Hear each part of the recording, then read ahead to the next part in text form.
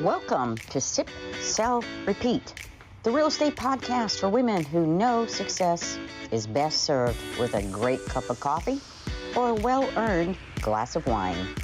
I'm Dr. Cynthia Tant, your go-to real estate expert, here to help you navigate the market with strategy, style, and a little bit of fun. Whether you're flipping your first property, scaling your portfolio, or just dreaming about your next big move, this is the place for you. So grab your drink of choice, settle in, and let's sip, sell, and repeat our way to success. Let's get started. Hello, everyone. This is Cynthia Tant with Sip, Sell, Repeat in real estate. And I have the pleasure of speaking with Nicole McAlister from Charlotte, North Carolina. And just to give you a little bit of background about Nicole is that she's the founder and the force behind Premier Property Solutions, correct? It's based in Charlotte. Since 2014, she's built a reputation for precision, dedication, and client-first services, overseeing more than 1,200 deals. Oh my gosh, that's awesome. In her team positioned the top 3% regionally and 2% nationally in 2025, and has led her team to actually adopt Place. So we're going to talk about that, which is a next level platform for scaling high performing real estate operations. So Nicole, tell our group right here, the ladies, a little bit about yourself. Why are you here in real estate? Like many people, I was looking for a career that had low barrier to entry, meaning didn't have to go get a degree. I do have a degree in business, but at the time I was making this decision, I was like, what can I do that I can be my own boss, which is actually a joke because you just work for everyone else instead of yourself, and have a flexible schedule and high earning potential. And I fell on real estate. I had no idea what I was getting into. Like many, the media makes it seem pretty easy. You have no idea after you go through class that you actually then don't have clients. Like you're like, oh, I'm going to go do all this. You have no idea what you're doing and you don't have clients. You just know how to stay out of real estate jail. And so I quickly learned. I like that, real estate jail. Yep. First couple of months, I'm like, oh, this is not as I thought. So the reasons I got in aren't necessarily the reasons I stayed. I love the servant, coming from a servant heart, helping people into such an intimate decision of where they live, where their memories are. And I got invited to a wedding recently. And I said to the brother, I was like, I don't know how we got invited to this wedding. Certainly we're not like in their top group. And at the wedding, the bride came up to me and she's like, we wouldn't be here without you. You gave us a home that is going to allow us to like have this marriage in and start a family in and have all of our memories. And I was like, gosh, so kind. But it really reset my getting out of the day-to-day of like, wow, like it is. It's where people host their families. It's like, it's such a big part of everyone's life. So I stayed for helping people. And now I am in it more so for creating a legacy for what I hope is my, my son as he grows and something to leave behind. Well, that's awesome. So when you got into real estate, mine was second career, I was a college professor. So I started investing in real estate, doing really well. And then, this is kind of good. So went that way and still teach from a standpoint of real estate, but not my PhD. But when I started investing in real estate, I was very fortunate to have a woman realtor, who was an investor.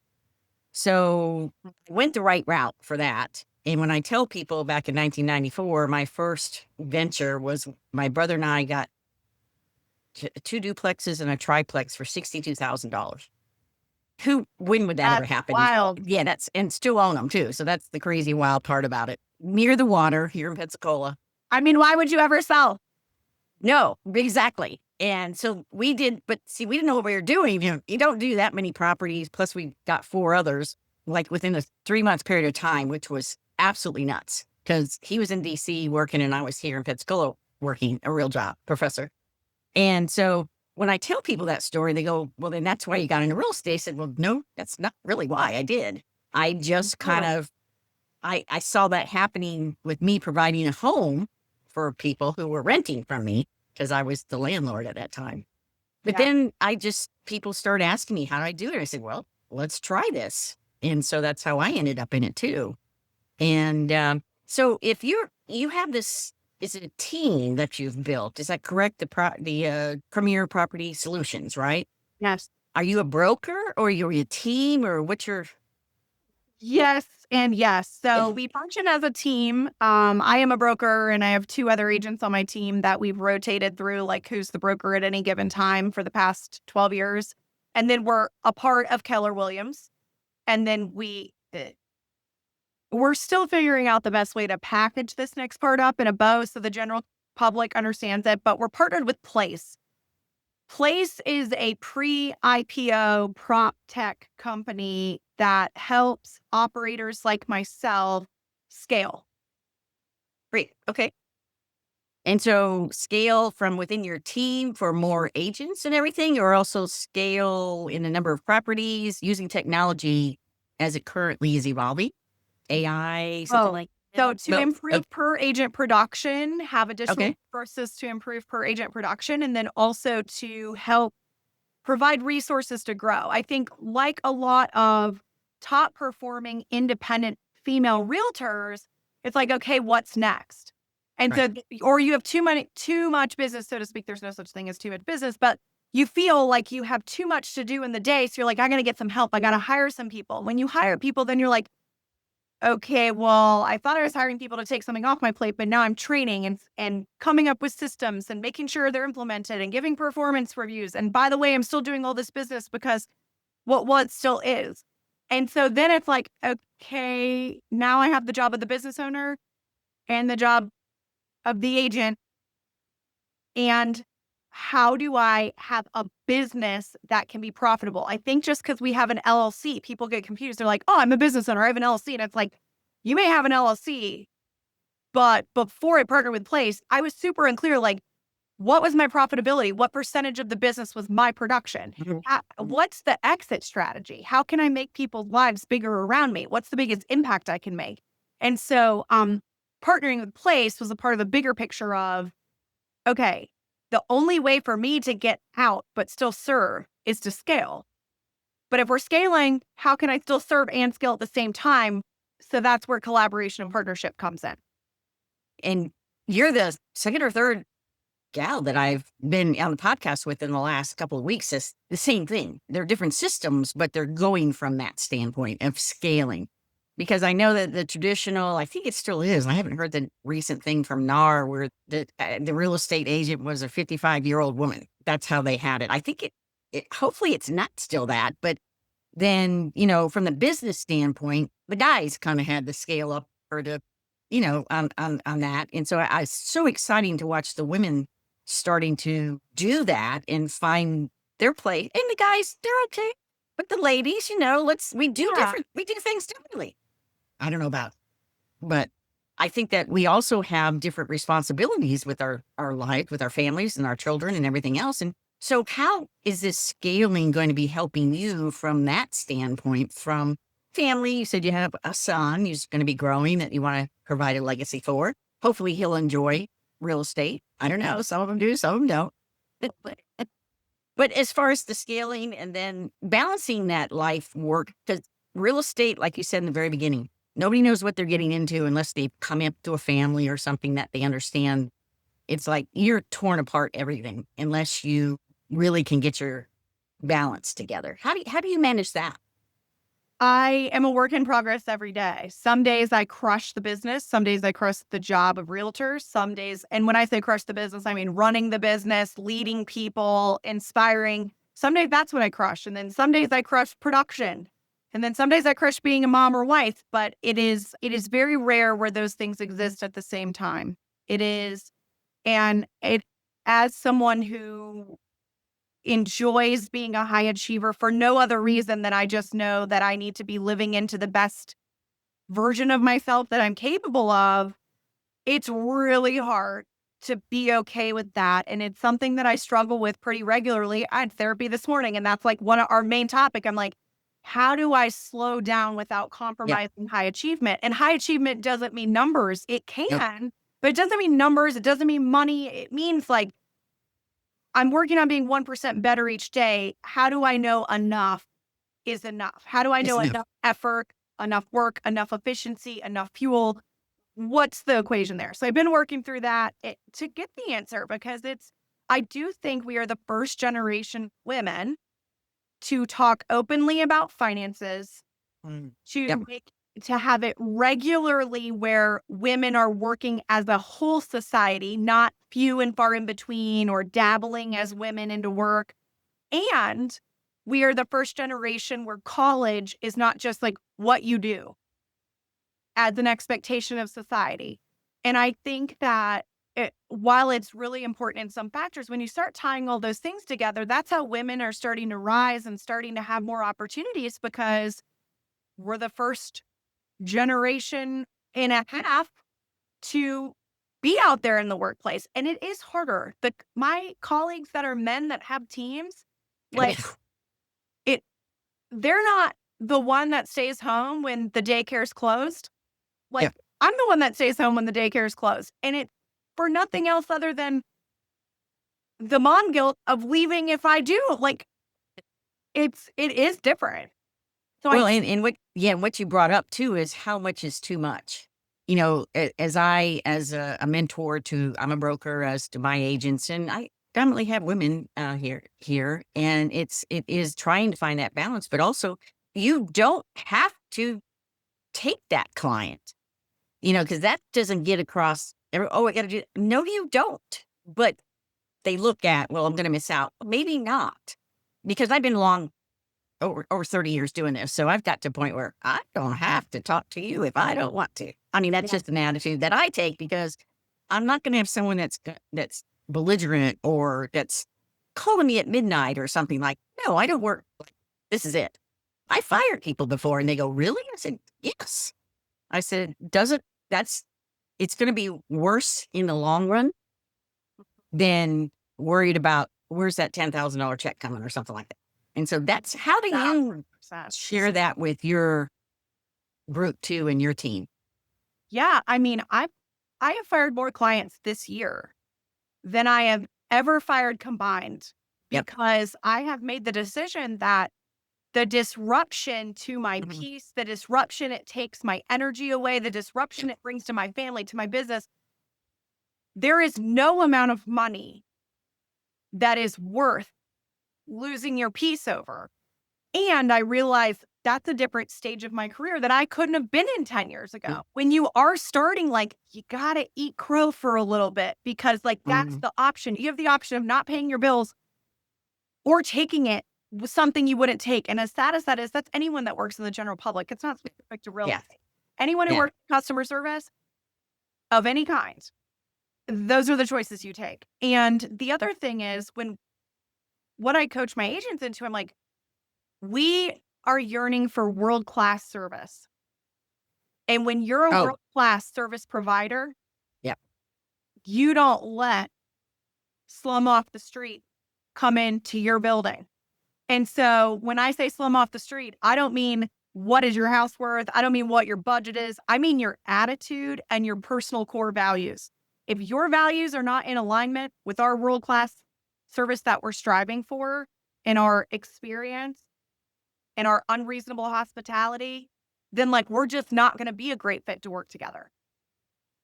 And I think now, as we are evolving, especially in this profession, and understanding the business side and our values, you know, so if you want to take that person, you can take that person, because we are not. And that's hard to say. Like you said, at the beginning, people go, I got to run, I got a gun, I got to go this, I got to go. I said, but it kills you. I mean, because I did it. One of the things that I was going to ask you is, right now, because of the way everything's evolving, the economy and the interest rates and also the kind of stuff that's going on, do you have any kind of controversial opinions about our industry, or any kind of hot takes that you can share with other people right now? I have a really fun hot take, I think. Okay. I think that individual agents that are not top performers are going to either have to join a team or they're going to go out of business. And I don't mean a team for lead. I mean a team to share the job. the team to have resources that you can't afford on your own. I truly believe that in the next 10 years, there will not be, right now, it's mostly individual agents. I think it will be mostly teams. I think that's switching. I think collaboration is becoming more and more important. I think shared resources are becoming more and more important. I think with the industry changes and the price of the requirement to stay in this business, I don't have to tell you, like the 3% commission or 4 or 2, whatever it is per transaction, like that dwindles down to less than 1% by the time the agent has their check after taxes, after fees, after expenses. So it's like, you can't have all the jobs, the transaction coordinator, the sign deliverer, the purchaser, the marketer, and work for a net 1% at the same time, because you need volume. And to have volume, you have to have scale. So I truly think that independent agents are going to be the 20% instead of the 80%. And it's going to switch.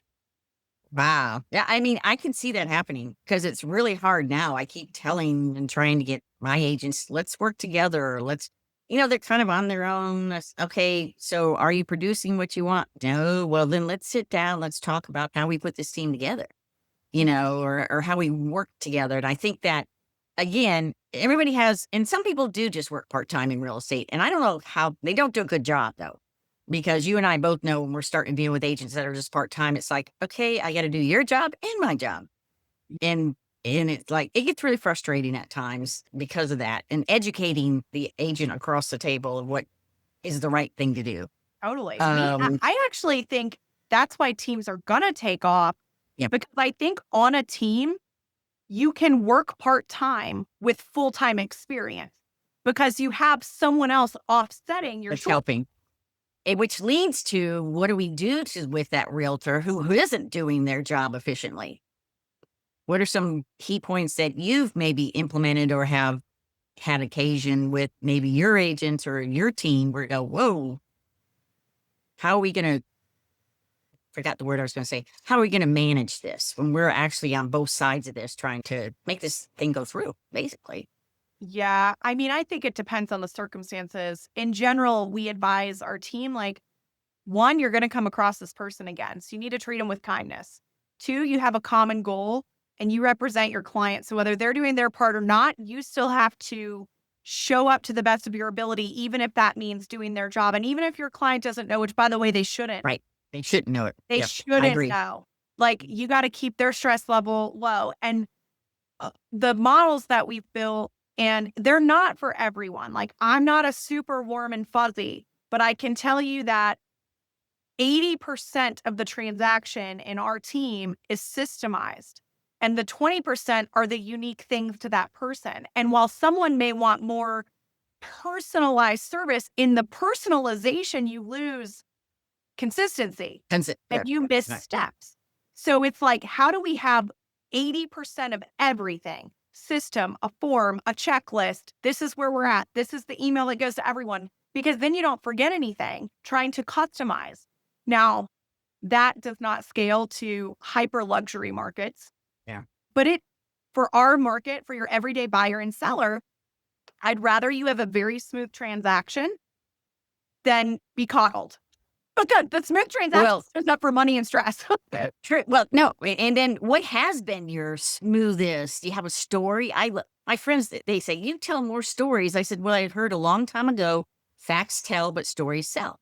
So I have so many, I need to write a book or something on the stories, but it's like, what are some stories that maybe either transaction that didn't go the right way or transaction that just happened and you went, okay, what just happened?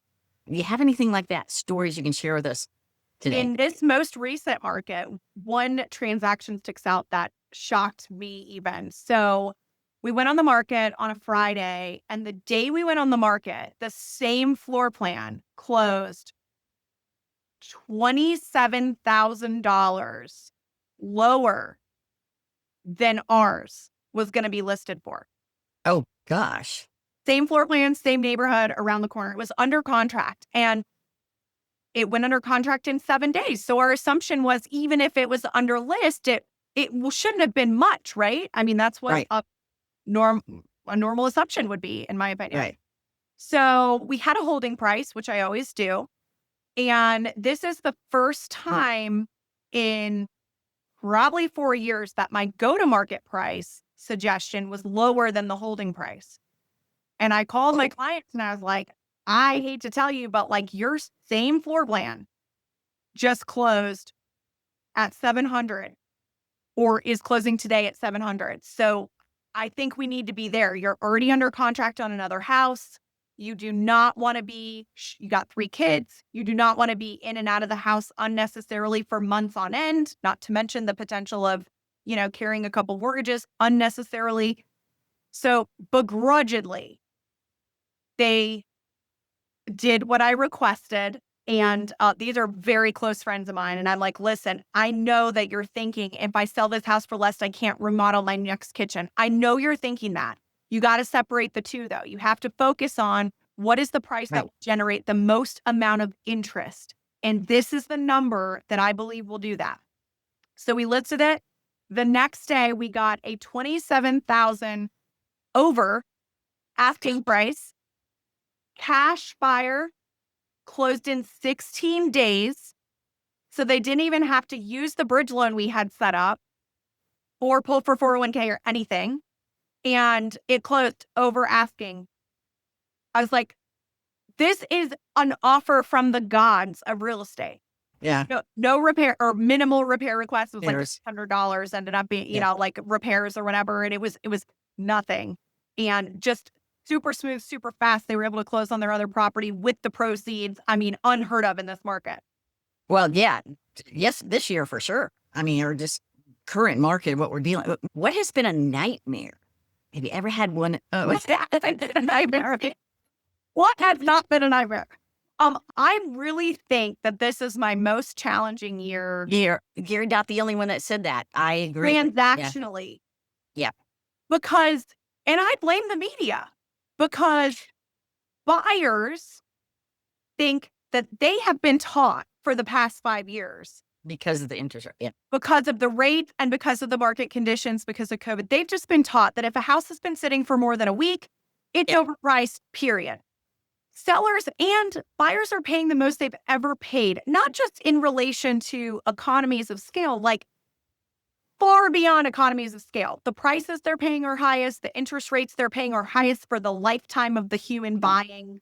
Yep. You could say, okay, rates used to be 17% and it's economies of scale because houses were 40,000, but that margin to earning is not the same as it is now. It's the housing market inflated as a whole for the economy, and the whole economy is, no matter where you're at. More than groceries. I mean, the whole thing.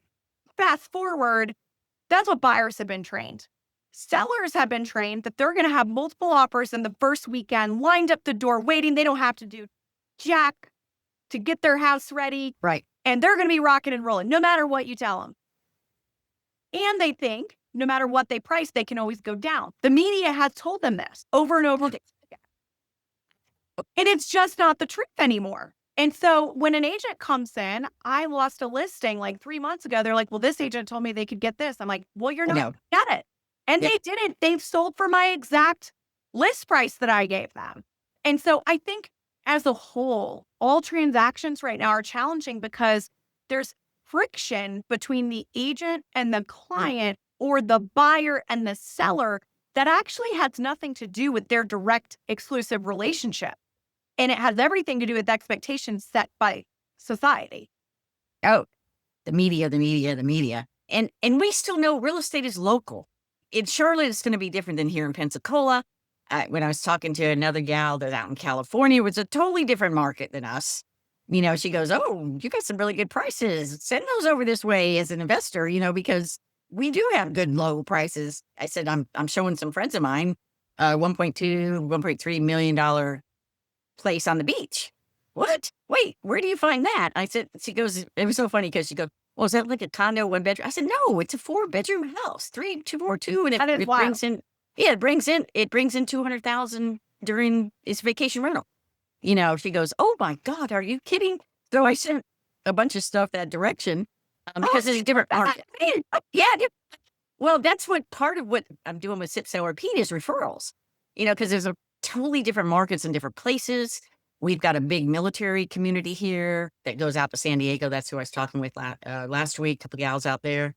And so, yeah, we're still the redneck Riviera up in the Panhandle, so we're still a little known, but we have great. I mean, our average price house, taking out the beach and stuff like that, is like $315,000, which Yeah. is low. It's high for the people who live here in Pensacola, but it's low compared to other people around. And because I also do property management long-term and B&Bs, I'm looking with investors and I'm saying, yeah, let's go long-term with it, or let's go short-term with it, or, we're a vacation destination. And Well, they're lucky to so have you because very few people have the skill set to work to do buyer, that. seller, short-term and rental. Rent. Those are commercial, like those are all different buckets. So like very Very people different. have your skill set you've developed. Well, and I got 4 different companies because of it. I'm wide, but not like 10 agents. I mean, we're small, but everyone who's an agent is also an investor, in the property management, I have my employees that do all that. So it's wide. Sometimes, I don't know, I go crazy with the different hats and the different plates and all this kind of stuff. But it's not like I'm not managing someone says, you don't want 200 agents? Oh, heck no. I would never want as a broker. But I started in investing. So I found that I enjoy that. And then the B&B came along, and during COVID, Florida was open. So we were just pounded by everybody coming. It was unbelievable. Unfortunately, people just started buying houses, not in good areas, but everybody was renting them. So we've had to sell a few and everything and try to let people know that, no. That's not a good idea. And try to let them know, a couple of people, when I've said no, I've turned them down. I said, no, you don't want to do this. They go and do it anyways because someone will sell them a house, which drives me crazy. And then they come back and they say, I got to sell the house because I can't make the money. My husband always says, he's like, you talk more people out of houses than you do into them. Yeah. It's not my job. Again, I go back to it's not my job to make everyone feel good. It's certainly not my intention to ever make anyone feel bad. But my job is not to be like, oh my gosh, this is such a great house. My job is to make sure they know what they're buying and getting into and that they're financially prepared to do so. When you leave a financial appointment with your financial planner, you're not like, oh, we're crushing it. This is so much fun. You're kind of like, that was a necessary evil and we need to get back on track.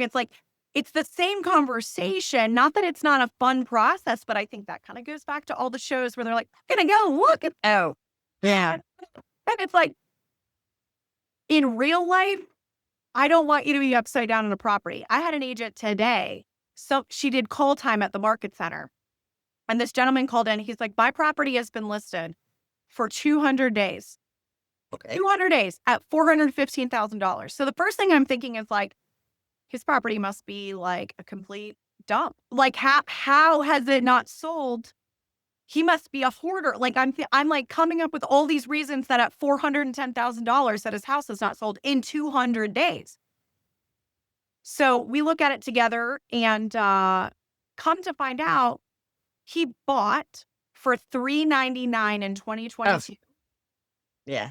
When we looked at comps, the same floor plan was sold to someone else for $35,000 less at $365,000. Same builder, same year, same floor plan.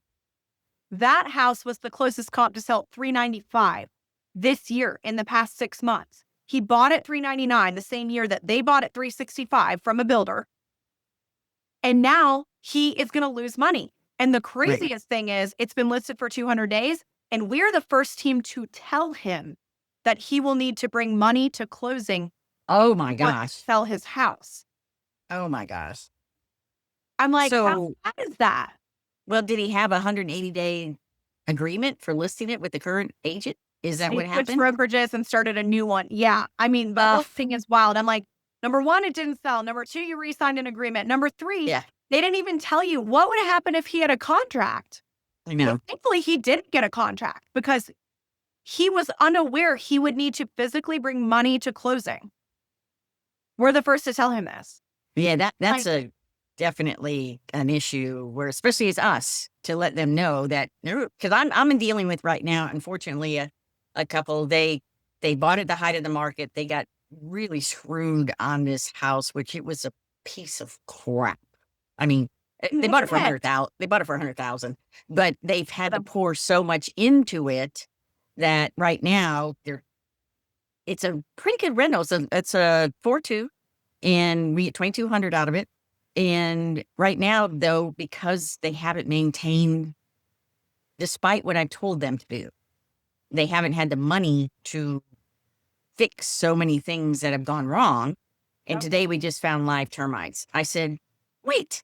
I said, I told you we needed to get the termite taken care of, blah, blah, blah, blah, blah. I gave you who to talk to. I can't follow up on people whether they do it or not. But, oh, well, we were talking to somebody else and they said, you don't need to do this in Florida. I said, what? I said, they don't live here. And I said, who told you that? So now we're dealing with termites. Do you and now have we're a down lot of radon? No, we don't have basements and we don't have, Radon is far more common in the Carolinas than one would think. So we tell every buyer, we're like, you need to get a radon inspection. It's the only time you're going to ever test for it. So this is your chance to not only test for it, but like to have someone else pay for the mitigation system. Right. And they'll come back to us the same thing. They're like, well, this isn't a basement or it's not near water, so we don't need it. I'm like, you absolutely need it. I'm telling you. One, for $150, don't you just want to know that you're not going to have the number one cause of lung cancer after smoking in your house that you can't see? It's an invisible gas. Two, let's just say 150 is stretching you and you're compromising to make that happen. If you do find it, you're going to be glad you did.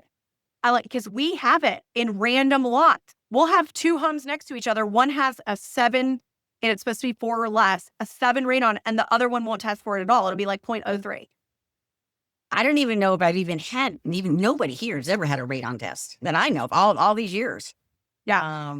But we do have bugs and we do have termites because we're damp, humid, my building right. People chime in and they're like, you don't need that. I'm like, yeah. Why are you listening to Bob off the street? Like, they don't know. Yeah, I know. You asked us to give our professional opinion, and we're this little wheel with spokes where we've got to go to the termite inspection, the wind mitigate. I don't know what you guys are required, but because our insurance here in Florida, we've got to have the 4-point and we've got to have the wind mitigation inspections for the insurance companies. Then we've got lead-based paint still. Like, I'm in a house. This thing is 200 years old, a historical home. And this thing has been here for 200 years. It has not gone anywhere. Yeah. And yet, because I'm close to the water, it's 2 stories, it's off grade, I have to have flood. I said, wait, if my house flooded, all of Pensacola would be underwater because our insurance is trying to get as much money from however we can get it. Aluminum wiring. I don't know if you guys have much of that or not, but not as much. Yeah. Generally new cities. So like we don't have buildings that are 200 years old. I mean, we may have a few, but they're few of them, but you don't have all. We don't. Like Charlotte is new. So it's so funny too, because people will move here from other parts of the country and they forget. They're like, well, this door doesn't latch perfectly. I'm like, this is a man-made product. This is not new construction. Even if it was, like, if these are, imagine the other parts of the country. Like, these places have stood up for centuries. Yeah. Yeah. And we took the honor away from St. Augustine as being the first settlement. So Pensacola has that distinction. And so we have a lot of old buildings, but they're all here. That's the thing, is that they were built so well, and the termites don't like them really because they're petrified wood if you did the things you were supposed to do. And so, but I mean, it's very different because it is local. Like, my sale price is different than yours, and so, and also my income here is different than yours. So we have a lot of retirees, military, things like that. But when people ask, well, what should I do from an investment standpoint? Well, let's put the numbers together, and that doesn't work.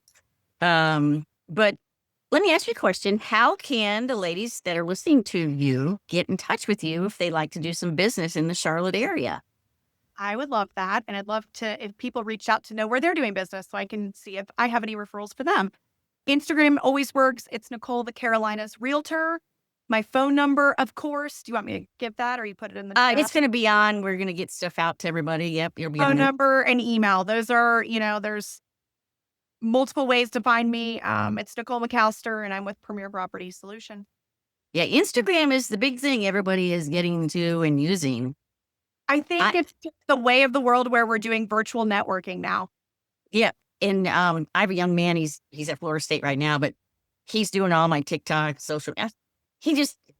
They follow me around with the phone, and so get this, Nicole. The craziest thing is with their phones taking pictures of me and everything. This was probably in June, and I had to go file an eviction paper letter because the person wouldn't contact me. And so he goes, well, I'm going to follow you from when you get out of the car. I said, so it's just very casual, very organic. So I get out of the car. I said, well, this person won't talk to me and they're getting evicted and blah, blah, blah, blah, blah. Put the letter on the door, and the doorbell fell off. I said, oh, great. The doorbell fell off. So I just very casual. The thing has 150,000. I said, why? It doesn't make sense to me at all. And so then he's doing these because people want to see what happens. I don't know. I said, this is stupid. I didn't understand it, but it was kind of funny from that standpoint. I wanted to share just a real quickie on my fastest listing and sale. It's interesting because I also like to target the neighborhoods. I don't know what you guys do, but when you get a new listing, target the neighborhoods and stuff. And so I was at the house. My brother had actually come over before he had finished all the paperwork. I said, Dwayne, he does my signs. I said, wait until I at least get the sign or signatures on the paperwork before you put a sign in the yard. He did it a little quickly, and I was still in the house getting and everything. We had it all signed, walking through, everything like that. Knocked on the door. The neighbor had come around and said, oh, I buy right now, cash. What? We haven't even put in the MLS. We haven't done anything. And of course, I'm looking at 5%. And I said, no, that's okay. There wasn't that. So I reduced it because it was cash. It was cash. You didn't have to do as much time. I didn't have to do anything. I had absolutely nothing to do. Yeah. And, and cash and out in 2 weeks. And they were just like, is it always happened like this? I said, no, it just never. Not always. But that was one of those things where I went, oh my gosh, it hasn't happened since, but it was just because the sign went up, the guy wanted to, and they didn't even talk to each other as neighbors. And fortunately they didn't know, my owners didn't know because their dad had built the house. He tore it down. The guy behind was tearing the house down to add 10,000 square feet to his house. And it was a historical area. Yeah, I know. And it's like anything. Like you take the good from it when you had it. Yeah. And you have to let the rest go. I'm glad that they didn't know that they were going to tear it down. Well, they probably wouldn't have sold it to them. You know what? They probably wouldn't have. No matter what, they probably wouldn't have. And it's a really nice house right now, but man, yeah. But anyway, so we got people to get in touch with you. I thank you for this conversation, and anyone else who'd like to come on board and talk about real estate at Sip, Sell, Repeat. And I'm here. I'm going to send some information out too. Nicole, we're going to get together. I want to send you some information from this area because you guys in Charlotte, you've got some military up there, don't you? Yeah. Do you do much VA up there? Are you doing a decent amount, actually. We have, I would say probably 30 to 40 transactions a year that we conduct our VA. Yeah, because I find some people that they don't even understand VA. I go, oh my gosh. Okay, well, anyways, but I'm going to turn this off right now and then just get some information from you afterwards. And thank you so much for joining us. It's been such a pleasure. Thank you. That's a wrap on this episode of Sip, Sell, Repeat. If you loved what you heard, don't forget to subscribe, leave a review, and share it with another powerhouse woman in real estate. Got a topic you want me to cover? Send me a message. I'd love to hear from you. Until next time, keep sipping, keep selling, and keep repeating that cycle of success. Cheers to you and your next big deal.